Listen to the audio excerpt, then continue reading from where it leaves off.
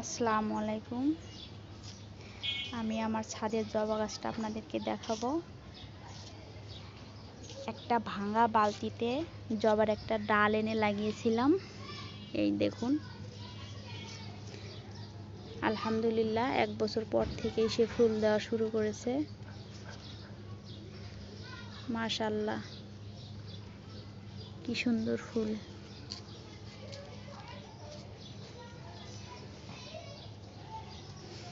এই দেখুন, ফুলের অনেক কুঁড়ি এসেছে। এই দেখুন, 2-1 দিন পর এগুলোও ফুটবে। এই যে দেখুন, কিছু ফুল আবার ঝরেও যাচ্ছে। এগুলো আমি রোদে শুকিয়ে বয়ামে সংরক্ষণ করে রাখি। জবা ফুল এবং পাতা আমার অনেক কাজে লাগে।